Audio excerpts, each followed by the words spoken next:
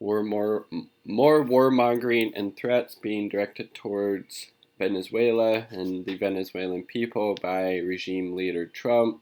This is from ah, Venezuela Analysis. Link it in the description box down below. Trump visits SOUTHCOM, where something will happen in Venezuela. The U.S. president praised the historic sanctions imposed against Venezuela. Only historic thing about them is the amount of death and suffering that they have caused to the most vulnerable and marginalized, leading to tens of thousands of people dying. Trump is literally bragging about war crimes. Hugely disgusting. Merida. Is that in Venezuela? Maybe? July 12th. U.S. President Donald Trump set its sights on Venezuela during a recent visit to South Florida. Something will happen with Venezuela. That's all I can tell you, he said in an interview with Noticias Telemundo on Friday, adding that Washington will be very much involved. Despite voicing support for Juan Guaido, the U.S. puppet, the U.S. president expressed concern that the opposition leader seems to be losing a certain power. Yeah, you think? How many failed coup attempts has Juan Guaido had against the democratically elected government of Nicolas Maduro? Maduro was for fuck's sake, why I think Maduro has actually handled Juan Guaido with kid gloves at this point. You think about it, if there was some type of leader or resistance movement in the United States, like actively with the help of foreign governments, foreign military support, trying to overthrow the president of the United States who was elected to that office, don't you think that person would probably be locked up at this point or killed? Of course they would. Again, Maduro has been treating Juan Guaido very, very gently for the multiple coup attempts that Juan Guaido and his his supporters in the U.S. and Europe have helped him try to launch to no success at all. It's been a huge, utter failure, and that's why Trump seems to be losing a certain power with reference to Juan Guaido. Trump set a different tone during the roundtable meeting in Miami-Dade County, home of one of the largest Venezuelan communities in the U.S., alongside Venezuelan and Cuban opposition figures. Trump boasted about the historic sanctions imposed against Venezuela and claimed to stand with the righteous leader of Venezuela, Juan Guaido, the U.S. puppet.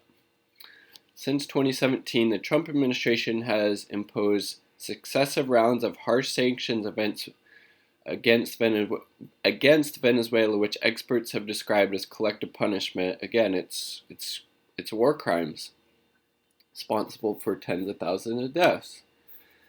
As many as 40,000 people have died in Venezuela as a result of U.S. sanctions that made it harder for ordinary citizens to access food, medicine, and medical equipment, a new report claimed. And this was from the Center for Economic and Policy Research. A progressive Washington, D.C. based think tank says those deaths took place following the imposition of sanctions in the summer of 2017. And this came out, over a year ago. That number is probably substantially higher now. So regime leader Trump and his administration, State Department, etc., they have the blood of 50, 60 plus thousand dead Venezuelans on their hands, if not more.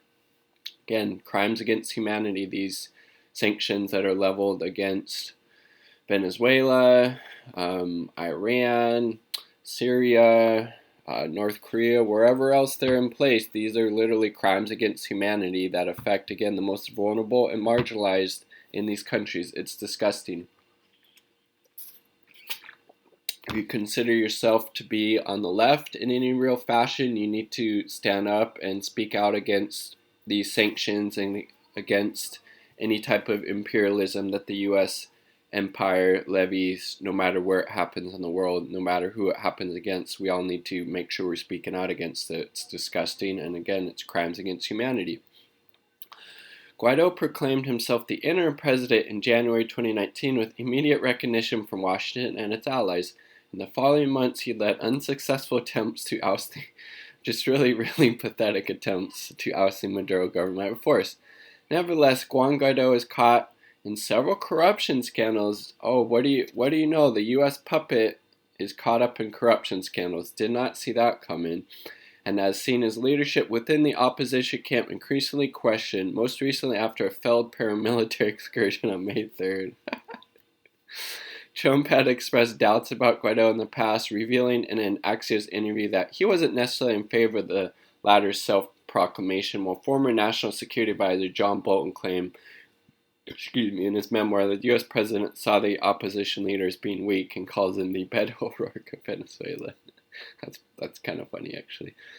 However, with Florida a key battleground state in the upcoming presidential elections, the current administration is looking to boost its foreign policy credentials within the large Cuban and Venezuelan communities in metropolitan Miami.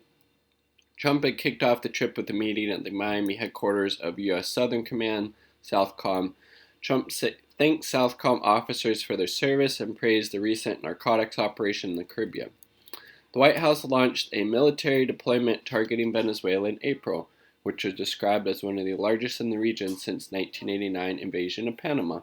Defense Secretary Mark Esper stated in the meeting that the operation has seized 120 tons of cocaine in 3 months, depriving traffickers of an estimated $2 billion in profits. For his part, National Security Advisor Robert O'Brien echoed claims that Venezuela is a narco state that has flooded the U.S. with cocaine for years. However, data from the U.S. agency shows that cocaine, which is mostly produced in Colombia, reaches the U.S. mainly via the Pacific and Central America. And again, the whole fucking war on drugs is a farce. Legalize all drugs. Treat it from a public health perspective. People aren't truly free if they don't actually have the choice to put into their own bodies what they choose. They're adults and obviously not harming anybody else. But again, consider yourself a leftist, a progressive. You need to be speaking out against these sanctions that have already killed tens of thousands of people in Venezuela. Probably, just the higher numbers even in Iran, Syria, North Korea, Cuba, wherever these U.S. is placing sanctions, people, the most vulnerable and marginalized, are dying as a result. It's a form of economic warfare. These are war crimes. It's disgusting, and we need to speak out against the U.S. empire's imperialism wherever it's happening. Peace.